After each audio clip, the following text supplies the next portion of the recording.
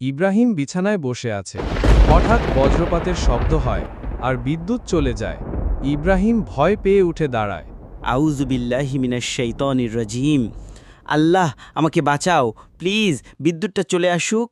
বাবা ইব্রাহিম, ভয় পেয়েছো? হ্যাঁ মা, বজ্রপাত শুনলে আমি খুব ভয় পাই, তাই আল্লাহকে ডাকছি। ভালো করেছো বাবা, বিপদে আল্লাহই আমাদের আশ্রয়দাতা। কে আল্লাহকে ডাকছে শুনলাম? ভয় পেয়েছ নাকি ইব্রাহিম? হ্যাঁ দাদু, এত জোরে বজ্রপাত, মনে হচ্ছিল কিছু একটা পড়ে যাবে।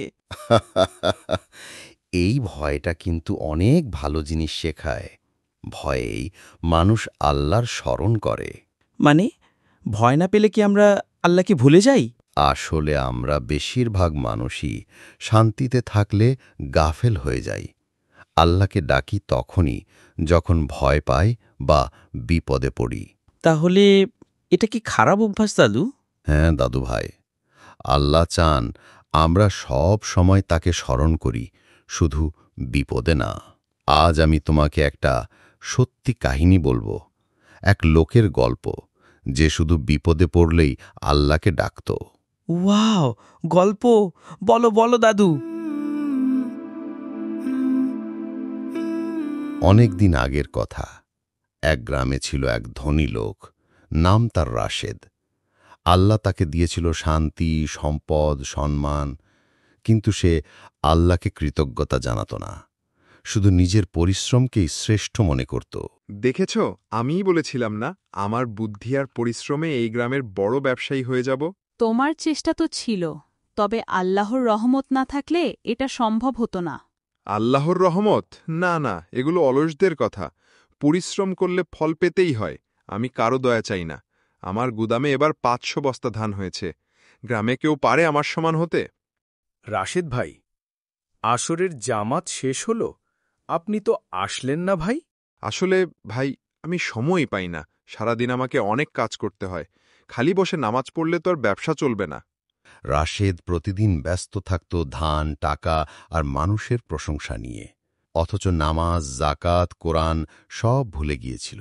সে মনে করত তার সাফল্য শুধুই তার নিজের কারণে। এ কি অবস্থা হলো? ধান পচে গেছে। এসব কিভাবে হলো? তুমি কি গুদামে নজর দাও না? স্যার, গুদামের ভেন্টিলেশন বন্ধ ছিল আর অতিরিক্ত গরমে ধান ঘেমে পচে গেছে। ধানগুলো তো শেষ হলো। এ ধান তো পুরাই নষ্ট, কেউ কিনবে না। হায় হায়, এ কি সর্বনাশ হলো আমার! যে মানুষ একদিন অহংকারে ডুবেছিল, আজ সে তার এই ক্ষতি মানতে পারছে না। রাশেদের পরীক্ষা এখানেই শেষ নয়। রাতে ঘরে স্ত্রী রাশেদকে চিন্তিত চোখে দেখে। তোমার শরীর কেমন যেন ফ্যাকাশে লাগছে। কিছু চিন্তা করছো নাকি? আমার সব ধান শেষ। এত লোকের সামনে অপমান হলাম। আমার মাথা কাজ করছে না। তুমি এতদিন আল্লাহর দিকে ফিরুনি, হয়তো উনি তোমাকে খিরিয়ে নিতে চাইছেন। আল্লাহ আবার কোথা থেকে এলো? আমার কর্মচারীর ভুলেই ধান নষ্ট হয়েছে। এখনও সে বুঝছে না, বিপদে পড়ে আছে, তবু মুখে অহংকার। কিন্তু রাত যত গভীর হয়, মানুষের আত্মা তখন ধীরে ধীরে নরম হয়। আল্লাহ, আপনি যদি আছেন, তাহলে আমাকে এই বিপদ থেকে বাঁচান। আল্লাহ যখন কাউকে ভালোবাসেন, তখন কখনো কখনো তাকে ধাক্কা দিয়ে জাগিয়ে দেন। রাশেদের জীবনেও সেই ধাক্কাগুলো শুরু হয়েছিল, কিন্তু সে তখনও পুরোপুরি চোখ খুলতে পারেনি। রাশেদ চুপচাপ বিছানায় বসে, তার চেহারায় চিন্তার ক্লান্তির ছাপ। সারা রাত ঠিকমতো ঘুমাওনি? মাথা ব্যথা কমেছে?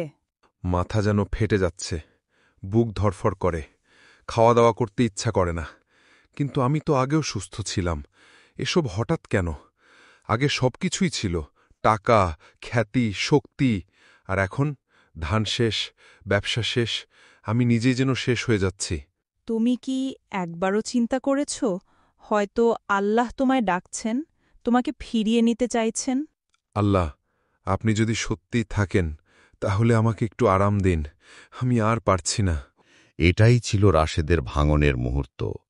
সে প্রথমবার সত্যিকারের মন দিয়ে ডাকল আল্লাহকে। সত্যি যদি মানুষ মন খুলে আল্লাহকে ডাকে, আল্লাহ কখনো ফিরিয়ে দেন না।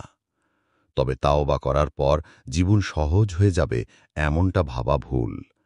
তাওবার পরেই শুরু হয় সবচেয়ে বড় পরীক্ষা। রাশেদের তাওবার পর তার জীবন যেন নতুন মোড় নেয়, কিন্তু সেই পথও ছিল কাঁটারে ভরা। পরের দিন রাশেদ নামাজ শেষে ইমাম সাহেবের কাছে যায়। হুজুর, আমি অনেক দিন নামাজ ছাড়া ছিলাম, এখন আবার ফিরে এসেছি। আল্লাহ কি আমাকে মাফ করবেন? ভাই, আল্লাহর রহমত অসীম। কুরআনে বলা আছে, তোমরা আল্লাহর রহমত থেকে নিরাশ হও না। মনে রাখবেন ভাই, খাঁটি মনে তাওবা করলে আল্লাহ সব গুনাহ মাফ করে দেন। তাহলে আমি আবার শুরু করব নামাজ, দান ও ভালো কাজ। দাদু, আপনার গল্পটা শেষ হয়েছে, কিন্তু আমার ভেতরে কিছু যেন শুরু হয়ে গেছে। কি শুরু হলো দাদু ভাই? আমরা কি এখনও সেই ভুলটাই করছি না যেটা রাশেদ করেছিল? বিপদে পড়লে আল্লাহকে ডাকি, কিন্তু শান্তিতে গিয়ে আবার ভুলে যাই। সত্যি বলেছ দাদু ভাই। অনেকেই আল্লাহর দরজায় কেবল তখনই কড়া নাড়েন যখন তার কোনো দরকার পড়ে। আমি নিজের কথাই বলছি দাদু। পরীক্ষার সময় কান্না করি, হে আল্লাহ, পাশ করিয়ে দাও। আর যখন ভালো রেজাল্ট পাই, তখন তো একটাও সেজদা করি না। এটা আমাদের হৃদয়ের রোগ ইব্রাহিম। নামাজে দাঁড়াই, কিন্তু মন অন্যদিকে থাকে। পবিত্র কোরআন পড়ি, কিন্তু জীবনে তাফসির করি না। রাশেদ তো ব্যবসায়ী ছিল, তবু আল্লাহর পথে ফিরে এসে একজন হেদায়েতের আলো হয়ে উঠল। আমি তো এখনো ছাত্র, আমিও কি বদলাতে পারি? দাদু ভাই, বদল তো বয়স দেখে হয় না। কেউ ৭০ বছর বয়সেও বদলায় না, কেউ ১৭ বছরেই নেককার হয়ে যায়। আমি যদি আজ থেকেই শুরু করি, প্রতিদিন অন্তত ৫ ওয়াক্ত নামাজ জামাতে পড়ি এবং নামাজের পর একটু সময় দোয়া ও কোরআনের জন্য রাখি। এই তো, এটাই শুরু। মনে রেখো, আল্লাহ তাআলার দিকে এক কদম এগুলেই তার রহমতের দরজা খুলে দেন। আজ থেকে আর ভুলে যাব না। বিপদে যেমন ডাকি, শান্তিতেও ডাকব। সব সময়, সব জায়গায় আল্লাহ, শুধুই আল্লাহ।